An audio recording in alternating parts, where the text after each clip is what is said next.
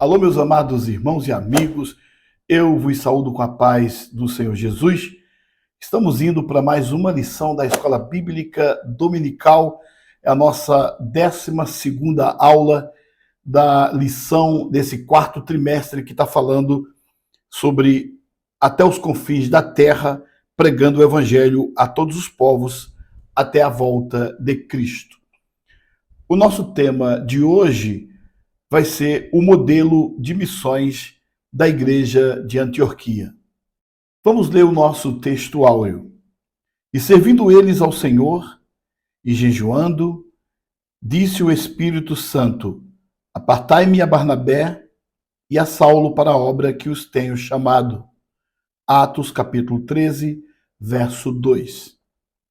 A verdade prática vai dizer: a ação do Espírito Santo é a garantia do sucesso de toda obra missionária. O objetivo da nossa lição de hoje, primeiro, é apresentar a natureza e as características da Igreja de Antioquia. Segundo, expor sua natureza missionária. Terceiro, enfatizar o serviço de missões em Antioquia. Vamos para a nossa leitura bíblica em classe, que está em Atos dos Apóstolos, capítulo 11, do verso 19 até o 26, e do 13, do 1 ao 5. E os que foram dispersos pela perseguição, que sucedeu por causa de Estevão, caminharam até a Fenícia, Chipre e Antioquia, não anunciando a ninguém a palavra senão somente aos judeus. E havia entre eles alguns varões de Chipre e de Cirene, os quais, entrando em Antioquia, falaram aos gregos, anunciando o Senhor Jesus. E a mão do Senhor era com eles, e grande número creu e se converteu ao Senhor. E chegou a fama dessas coisas aos ouvidos da igreja que estava em Jerusalém, e enviaram Barnabé até Antioquia, o qual, quando chegou e viu a graça de Deus, se alegrou-se e exortou a todos a que, com firmeza de coração, permanecesse no Senhor. Porque era homem de bem e cheio do Espírito Santo e de fé, e muita gente se uniu ao Senhor. E partiu Barnabé para Tarso a buscar Saulo, e achando-o, o conduziu para Antioquia. E sucedeu que todo um ano se reuniram naquela igreja e ensinaram muita gente. Em Antioquia foram os discípulos pela primeira vez chamados cristãos. Na igreja que estava em Antioquia havia alguns profetas e doutores, a saber, Barnabé e Simeão, chamado Níger, e Lúcio, Cirineu, e Manaém, que fora criado com Herodes, o tetrarca, e Saulo. E servindo eles ao Senhor e jejuando, disse o Espírito Santo: Apartai-me a Barnabé e a Saulo para uma obra que os tenho chamado. Então, jejuando e orando, e pondo sobre ele as mãos, os despediram. E assim estes, enviados pelo Espírito Santo, desceram a Seleucia e dali navegaram para Chipre. E chegando a Salamina, anunciavam a palavra de Deus nas sinagogas dos judeus. E tinha também a João como cooperador. Vamos agora para a introdução da nossa lição de hoje. Nesta lição, estudaremos a respeito da primeira igreja cristã formada por gentios, a Igreja de Antioquia. Veremos a sua fundação e a formação, sua vida ministerial e de comunhão, como foram os resultados produzidos da prática missionária da igreja.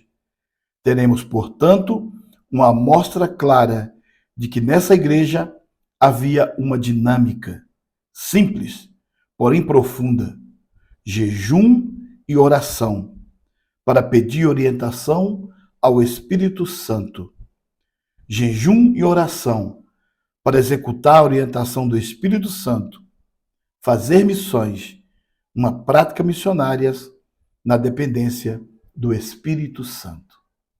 Antáquia, hoje, é uma cidade que fica na Turquia e ela tem mais ou menos 2.300 anos. Esta cidade, Antáquia, por nome de Antáquia, foi a antiga Antioquia, onde, depois da perseguição, depois do martírio de Estevão, onde a igreja foi perseguida, todos os cristãos que estavam em Jerusalém correram para Antioquia. E correndo para esta cidade, Antioquia, os cristãos, eles se estabeleceram ali e faziam os seus cultos em cavernas. É uma região montanhosa, que tem muitas montanhas naquele lugar, e ali eles faziam os seus cultos em cavernas, e hoje, onde está localizada a cidade de Antáquia, a antiga Antioquia, existe um monumento onde todos os turistas do mundo inteiro que vão lá, chegam nesse lugar e ali é comprovado que realmente os cristãos foram ali, porque existe uma igreja fundada na pedra, onde era uma caverna, e aliás são várias cavernas ali, porque os cristãos eles se reuniam ali e quando eram perseguidos, eles fugiam pelas cavernas, é um lugar montanhoso com muitas cavernas, e naquele lugar tem um monumento onde foi erguido a parede de uma igreja na frente, como se fosse uma igreja. Hoje em dia, para quem vai visitar, já conheceu o lugar e conhecer e ver que ali, exatamente naquele lugar, nasceu o cristianismo. Por quê? Ali nasceu o cristianismo. Porque foi naquele lugar onde os cristãos realmente receberam o nome de cristão. Antes, os que seguiam a Jesus Cristo não tinha a nomenclatura, o nome de cristãos. Foi ali onde os crentes que estavam sendo perseguidos se estabeleceram e se tornaram, criaram o seu nome, se denominaram-se cristãos pela primeira vez.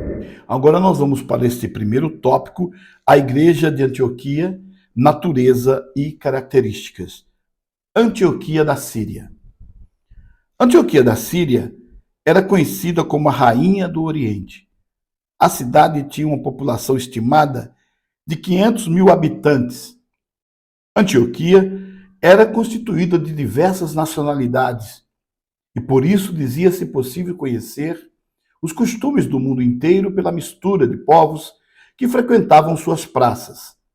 Não por acaso, essa cidade tornou-se a segunda capital do cristianismo, depois de Jerusalém, e a sede de missões da igreja cristã. Por isso, o evangelista Lucas altera o foco da sua narrativa, outrora centralizada em Jerusalém, para o ministério aos gentios, a partir da Antioquia da Síria e a subsequente disseminação da igreja pelo mundo. Atos 11, 19. Outro sim, não se deve confundir essa cidade com Antioquia da Psídia, mencionada em Atos 13, 14. É importante dizer que Seleuco Nicátor, filho de Antíoco, ele estabelece 16 cidades naquela região, naquela época, em homenagem ao seu pai, e ele vai colocar naquela região várias cidades, 16 cidades ao todo, e só na Síria tinha 5 cidades por nome de Antioquia. Mas a Bíblia ela vai revelar 2 cidades, que também se chamava Antioquia. Antioquia de Psídia e Antioquia da Síria. Sendo que Antioquia da Síria é a mais importante porque é a cidade onde os primeiros cristãos chegaram. E ali se estabeleceram e cresceram, porque era da vontade de Deus que isso acontecesse. Depois da grande perseguição em Jerusalém, os crentes que saíram de lá se estabeleceram nesta cidade e ali cresceram por obra e graça do Espírito Santo de Deus. E nós vamos ver esses detalhes aqui na lição. A lição vai nos mostrar exatamente o diferencial desta igreja naquela época. E aqui nós vamos para o segundo subtópico, a igreja em Antioquia. Após a perseguição que sucedeu por causa da morte de Estevão, que fez os membros da igreja de Jerusalém se dispersarem para a Judéia e Samaria, Atos 8:1, o Espírito Santo dirigiu os passos dos primeiros cristãos dispersos para os confins da terra, chegando, portanto, a Antioquia da Síria. Atos capítulo 11, 22 e 23.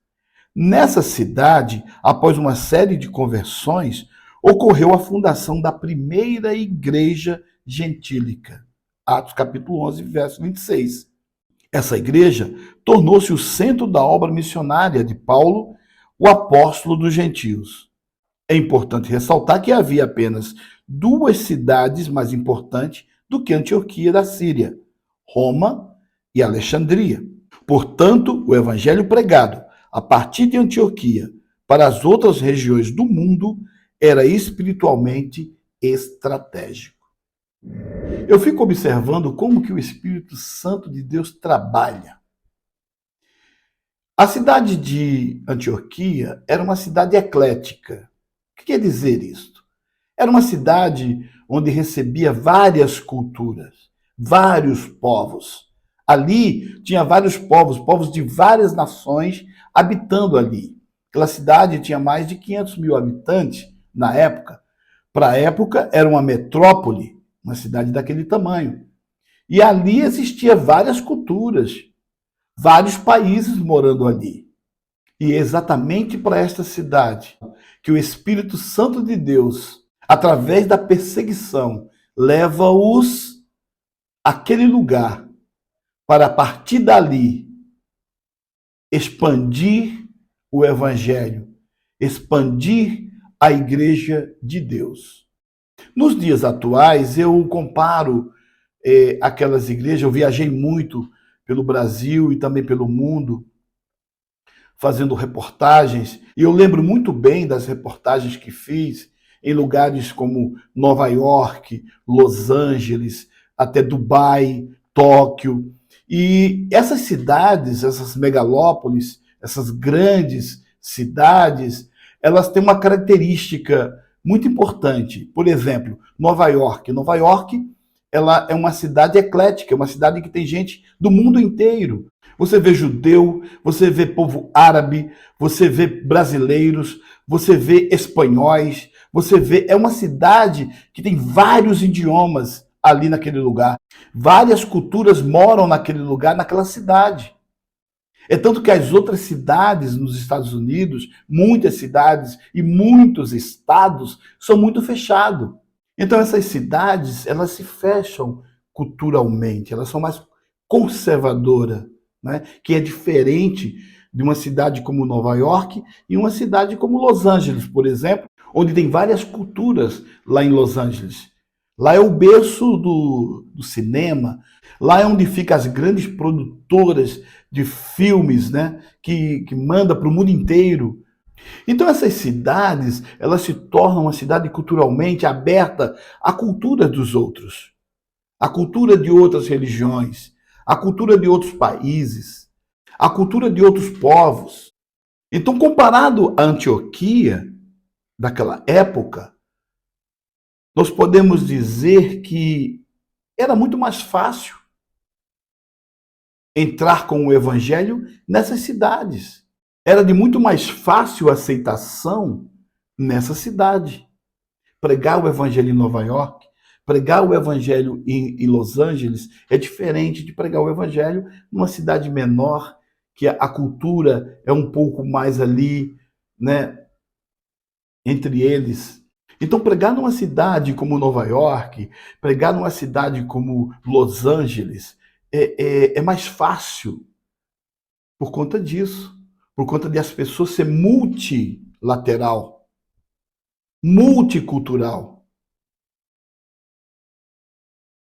É mais difícil se pregar numa cidade onde eles são fechados em sua própria cultura. Então, Antioquia era exatamente isso. Os discípulos foram para lá, enviado pelo Espírito Santo de Deus, exatamente um lugar necessário para o seu crescimento, para o crescimento da igreja naquele lugar. Eu dou outro exemplo aqui, onde uma cidade que eu fui, que é muito fechada, Dubai, por exemplo. Dubai, nos Emirados Árabes, os povos que moram lá, o seu povo que mora lá, eles são fechados. Em compensação, como é uma cidade turística e multicultural, porque existem várias pessoas que moram lá, então eles têm abertura, eles dão abertura para as pessoas de outros países que moram lá para seguir com a sua cultura normalmente, sem problema nenhum. Um exemplo é a praia. Eu estive gravando lá na praia. E na praia, as pessoas locais tomam banho de roupa. Todo mundo com roupas e tomando banho de roupas. Os turistas podem tomar banho da forma que quiserem tomar, sem nenhum problema. Não há choque. Dubai é uma cidade multicultural, porque além de existir a cultura local, também existem várias pessoas do mundo inteiro que moram naquela cidade. Então, Antioquia era mais ou menos uma cidade como esta, daquela época. E aqui o comentarista vai dizer: Antioquia da Síria era conhecida como a rainha do Oriente. A cidade tinha uma população estimada de 500 mil habitantes. 500 mil habitantes para aquela época era como se fosse hoje uma megalópolis, né? Vamos seguindo aqui. Vamos para o nosso terceiro subtópico. Não foram os apóstolos obreiros, mas os leigos, os discípulos e os crentes em geral, outrora dispersos por causa da perseguição em Jerusalém, que anunciaram o evangelho aos gentios e, consequentemente, fundaram a igreja em Antioquia. Por causa do anúncio do evangelho, a mão do Senhor estava sobre os crentes dispersos em Antioquia, o que fez com que muita gente se convertessem a Cristo. Essa notícia chegou em Jerusalém a ponto de os apóstolos enviarem Barnabé para verificar de perto o que estava acontecendo. Barnabé viajou mais de 400 quilômetros de Jerusalém até Antioquia. Ao chegar à cidade, ele se alegrou ao constatar que a graça de Deus havia alcançado muita gente e exortou a todos que permanecessem firmes no Senhor. Nessa oportunidade, pela primeira vez, os discípulos da igreja em Antioquia foram chamados de cristãos. Atos capítulo 11, verso 26. Vamos reler Atos 11, do verso 19 ao 21. E os que foram dispersos pela perseguição que sucedeu por causa de Estevão, caminharam até a Fenícia, Chipre e Antioquia, não anunciando a ninguém a palavra senão somente aos judeus. E havia entre ele alguns varões de Chipre e de Cirene, os quais, entrando em Antioquia, falaram aos gregos anunciando o Senhor Jesus. E a mão do Senhor era com eles, e grande número creu e se converteu ao Senhor. Então é importante dizer que a mão do Senhor era com eles. Onde a mão do Senhor está, não tem problema, não tem crise. O Senhor se revela, porque onde está a mão do Senhor está a vontade dele. E a vontade de Deus era que naquele lugar, naquela cidade de 500 mil habitantes, o evangelho fosse pregado, fosse estabelecido ali o início talvez da igreja, porque já tinha começado em Jerusalém. É tanto que Jesus vai dizer, pregar o evangelho a toda criatura, começando de Jerusalém, Samaria, Judéia, até os confins da terra. E exatamente aconteceu como Jesus queria. Começa em Jerusalém, vai para Samaria, Judéia e aos confins.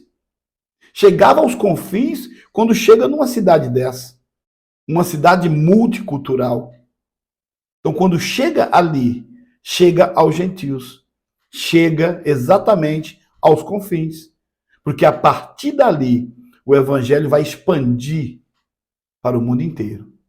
É tanto que já foi falado aqui, eu falei, que se você for hoje em Antáquia, que é a antiga Antioquia, você vai ver lá o templo encravado na rocha. O templo feito na rocha. Uma parede do templo, como se fosse uma igreja naquela rocha, numa caverna, onde eles se reuniam para engrandecer o nome do Senhor, para orar, para jejuar e para expandir a palavra do Senhor a partir dali. É muito importante isso. Então, os poucos dispersos que saíram de Jerusalém chegaram até aquela cidade e foram tidos como leigos, porque não eram os apóstolos, os que andaram com Jesus, que estavam ali, mas eles, os que haviam sido convertidos em Jerusalém, por intermédio do evangelho pregado, e eles foram dispersos. E para onde que eles foram? O Espírito Santo de Deus os leva para Antioquia, para ali deixar um grande memorial de ensinamentos e de exemplos para a nossa vida atual, para hoje, para os dias de hoje. A igreja em Antioquia dá exemplo de igreja que ora e jejua. A palavra cristão tem um grande significado para a igreja. Em grego significa cristianos, ou seja, de Cristo. Identificação com Cristo. A igreja que não tem medo de se separar da impiedade, da injustiça, do pecado, da imoralidade. Era a identidade da igreja. Eu sou de Cristo. Eu sou cristão. Eles não tinham medo, eles não tinham vergonha. Eu sou de Cristo. Isso é lindo, isso é maravilhoso. Vamos para o nosso segundo tópico. Uma igreja missionária em ação. Primeiro subtópico, havia alguns profetas e doutores. A igreja em Antioquia tinha uma boa liderança, exercendo a vocação. Nessa igreja, Deus estabeleceu profetas e doutores. Os profetas eram pessoas que exerciam o dom de transmitir a mensagem de Deus, sob a inspiração do Espírito Santo, e de maneira espontânea. Os doutores, ou mestres, eram cheios do Espírito Santo e ensinavam a palavra de Deus com autoridade e sabedoria do alto. Não eram, portanto, homens orgulhosos e cheios de sabedoria meramente humana. Então podemos perceber aqui que a igreja estava crescendo. E não era qualquer igreja. A igreja tinha doutores. A igreja tinha mestres. A igreja tinha profetas. E não eram homens orgulhosos de si mesmos, mas eram homens simples e cheios do Espírito de Deus. Homens e mulheres com propósitos que estavam ali para fazer a vontade de Deus, para servir ao Senhor e servir aos irmãos. E com isso nós vamos para o segundo subtópico, uma liderança servidora. A liderança da igreja de Antioquia era constituída sem barreiras raciais ou espirituais, por exemplo. Barnabé, consolador, misericordioso; Simeão, negro africano; Lúcio, sirineu africano; Manaém, irmão de criação ou de leite de Herodes, o tetrarca, Herodes Antipas, que matou João Batista; Saulo, fariseu, ex-perseguidor da igreja.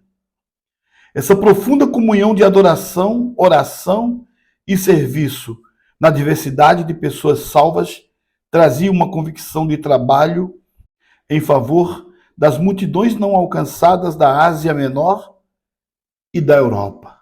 Isso é muito importante e interessante. Homens que tinham o seu passado uma história, mas ali eles estavam construindo uma nova história. Construindo uma nova história em Cristo Jesus. Para o reino de Deus, os seus trabalhos era com uma convicção de fazer para todos, de fazer para uma multidão, de fazer para os povos que ainda não tinham sido alcançados. A mente deles era construir para o reino e levar multidões para Cristo. E assim nós vamos para o terceiro subtópico. Apartai-me Barnabé e Saulo. Nesse ambiente de sensibilidade espiritual, o Espírito ordenou que separasse Barnabé e Saulo. Em seguida, eles foram enviados para o campo. Note que antes de receberem a orientação do Espírito Santo, a liderança, profetas, mestres e toda a igreja estavam no propósito de jejum e oração. Após receberem a orientação do Espírito, e antes de enviarem Barnabé e Saulo ao campo missionário, profetas, mestres e toda a igreja continuavam jejuando e orando. A lição aqui é muito clara. Na obra missionária, em qualquer projeto da obra de Deus, devemos entrar num propósito de jejum e oração para receber a orientação do Espírito, bem como para executar a orientação do Espírito, sem dúvida. Essa era a base do sucesso missionário da igreja em Antioquia. Pedir a orientação do Espírito Santo, irmãos, é primordial. Eu lembro aqui a figura de Abraão como Deus, a figura de Eliezer como Espírito Santo, a figura de Isaac como filho, Jesus. E agora Abraão vai pedir para que Eliezer vá aos confins da terra em busca de uma esposa para o seu filho Isaac. E Abraão faz com que Eliezer, o seu servo, jure que não traria nenhuma esposa que não fosse da mesma linhagem de Isaac. Eliezer vai, e para resumir a história, Eliezer traz a esposa da mesma linhagem de Abraão, da família de Abraão, traz para o seu servo Isaac, onde a Bíblia vai dizer que Isaac a amou e casou-se com ela. Se Eliezer é o símbolo do Espírito Santo, Abraão estava pedindo ao Espírito Santo para conduzir na jornada de trazer alguém para o seu filho que não fosse da linhagem de outros povos, e sim da linhagem dele, para casar-se com o seu filho Isaac. Ali é um exemplo prático de que tudo aquilo que nós pedimos ao Senhor, dirigindo-se ao Espírito Santo, vamos ter sucesso. Vamos ter sucesso em nossa jornada. E é muito lindo isso. Vai acontecer exatamente como Abraão estava projetando. Abraão projetou e agora pede a Eliezer para fazer. Não existe diferença. A igreja, podemos até projetar, mas temos que ter a direção do Espírito Santo. Pedir que o Espírito Santo faça por nós aquilo que nós não conseguimos fazer. O sucesso da obra não vem por mérito meu, por mérito de ninguém, a não ser por mérito exclusivamente do Espírito Santo de Deus. Então, a igreja que ora, a igreja que jejua, pode ter certeza que é uma igreja vencedora. Vamos para o nosso terceiro e último tópico. O início das missões cristãs. A narrativa de Lucas, que denominamos de primeira viagem missionária de Paulo, começa em Antioquia, com a escolha de Barnabé e Paulo pelo Espírito Santo, para uma obra especial. João Marcos, autor do evangelho que leva o seu nome, permaneceu em Jerusalém até ser levado para Antioquia por Barnabé, seu primo. E Paulo, que regressava de uma missão de socorro a Jerusalém. Quando partiram para Chipre, na sua primeira viagem missionária, levaram João Marcos em sua companhia. Atos 13:5. Porém, ao chegarem em Pergue, na Ásia Menor, Marcos o deixou e regressou para Jerusalém. Atos 13:5. Então a igreja do Senhor é dinâmica. É uma igreja dinâmica. É uma igreja que está trabalhando sob a responsabilidade do Espírito Santo e do Senhor, claro. Você vê aqui que Barnabé e Saulo, e agora Paulo, chamado Paulo, né? Eles são separados e vão fazer a primeira viagem missionária de Paulo. Começa em Antioquia com a escolha de Barnabé e Paulo. Quiseram levar João Marcos, mas você percebe que João Marcos se aparta deles e retorna para Jerusalém, porque a obra aqui não era para o Marcos fazer. Marcos tinha outra coisa a fazer.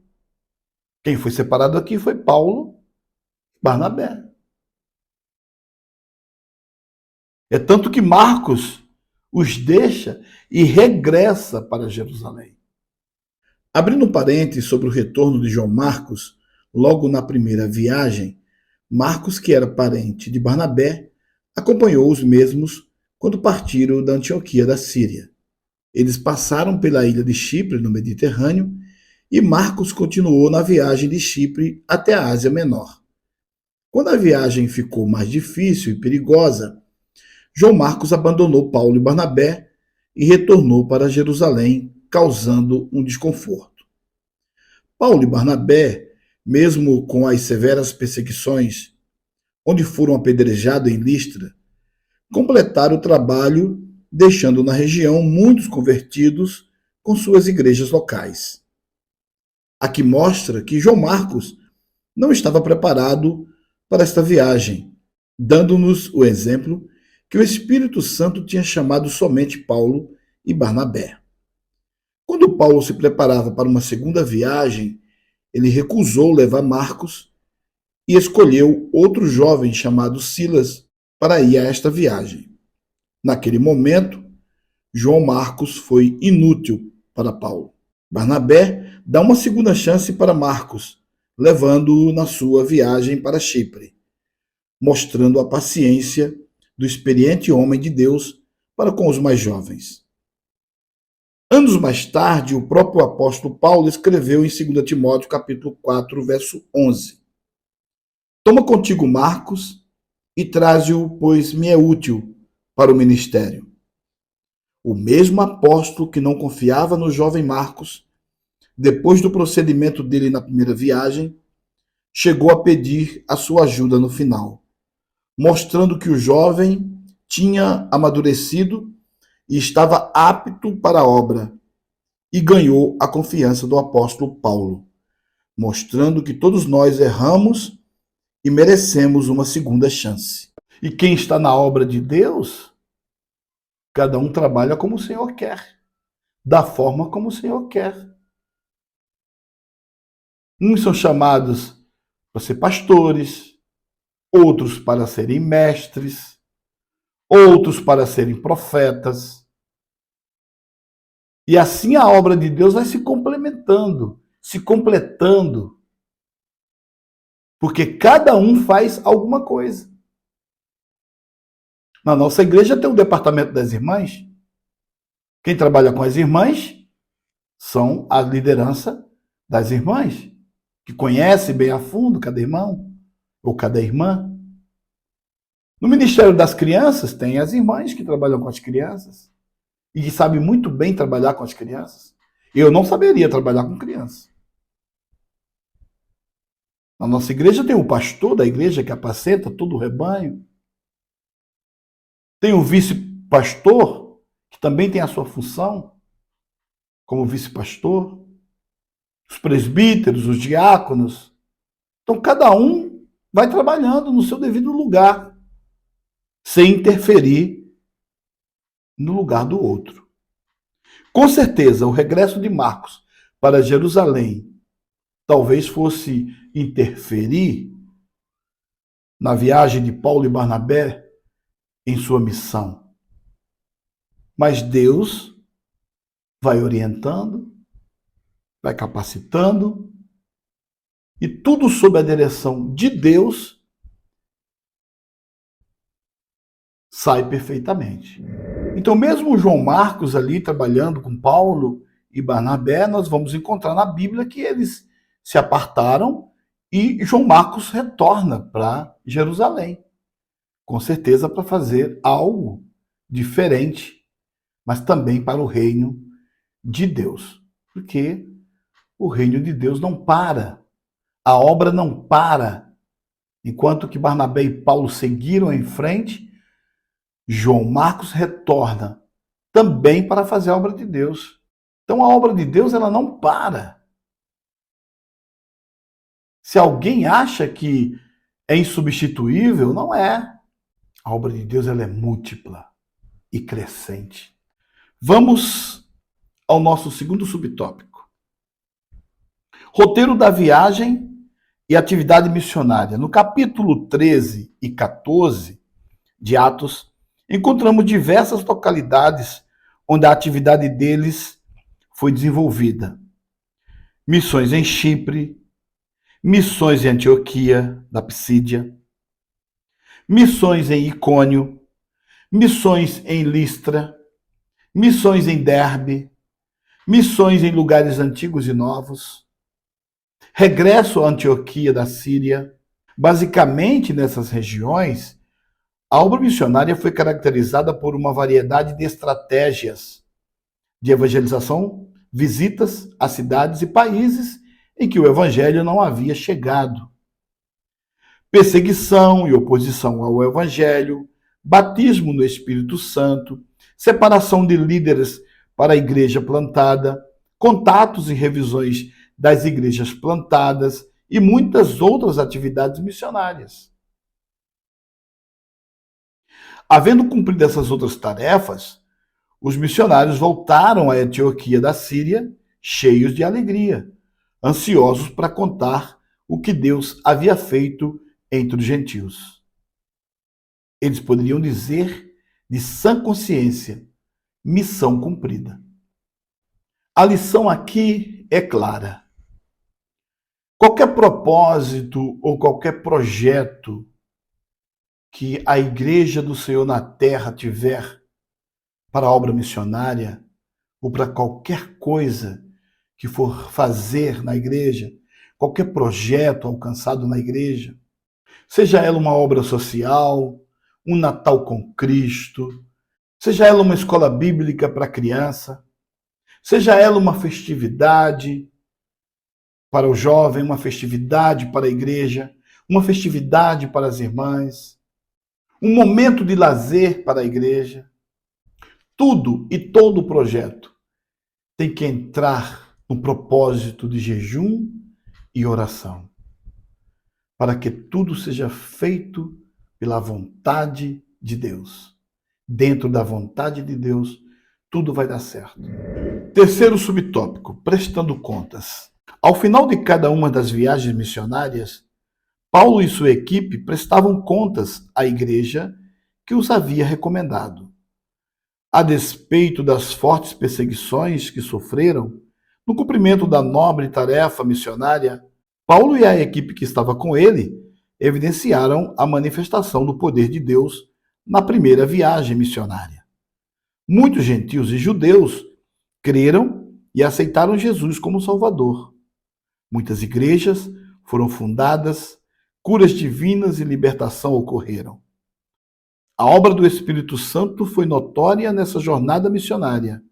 Assim, o grande legado missionário deixado pela igreja de Antioquia foi a porta da fé que Deus abriu aos gentios.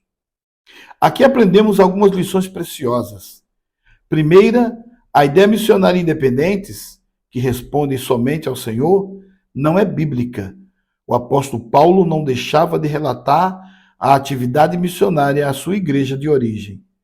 Segunda, teremos oposição e obstáculo na obra missionária, mas também teremos resultados que glorificarão o Senhor que nos chamou. E, finalmente, não esqueça de que na obra missionária, quem leva a preciosa semente, andando e chorando, voltará sem dúvida com alegria, trazendo consigo os seus molhos. Vamos para a nossa conclusão. À luz dessa lição, podemos afirmar que a igreja cristã cumpre o seu propósito quando a cultura de missões faz parte da sua rotina. Uma das provas de que o Espírito Santo age na igreja é o investimento em missões. Assim, é a nossa tarefa de evangelizar, participar dos projetos missionários de nossa igreja local, orar e jejuar por missões, contribuir e se colocar à disposição para ir ao encontro de quem precisa ouvir de Jesus. Quando o Espírito Santo encontra pessoas despojadas e sedentas por almas, ele a capacita com talentos e dons espirituais para que se lance inteiramente na mais sublime missão, ganhar vidas para o reino de Deus. Mais uma vez eu quero agradecer a vocês que ficaram comigo nessa lição de hoje. Não falamos tudo, falamos um resumo. O importante é que vocês continuem lendo a lição e também lendo subsídios na Bíblia, tirando os capítulos e versículos que existem exatamente para que vocês possam aprender mais e que tudo seja para a honra e glória do nosso Senhor Jesus. Gostaria também de aproveitar e propor um desafio para vocês de se inscreverem em nosso canal, curtir, dar uma curtida aí, um like no nosso canal e também, tocando no sininho, vocês serão avisados das próximas aulas da Escola Bíblica Dominical. Você conhece a Bíblia de Estudo Cronológica Aplicação Pessoal? Ela pode ser totalmente sua. Uma Bíblia para auxiliar nos seus estudos da palavra, totalmente ilustrada, com linha do tempo, para que você possa aprender muito mais. Mapas antigos da Palestina, ilustrações do mundo antigo. Ajude nosso canal a chegar a 1000 inscritos. Chegando a este número, vamos sortear esta linda Bíblia. Ela pode ser sua. Chegando a 1000 inscritos no canal, iremos comemorar com você, dando de presente a Bíblia cronológica. Um abraço a todos vocês e até a próxima aula.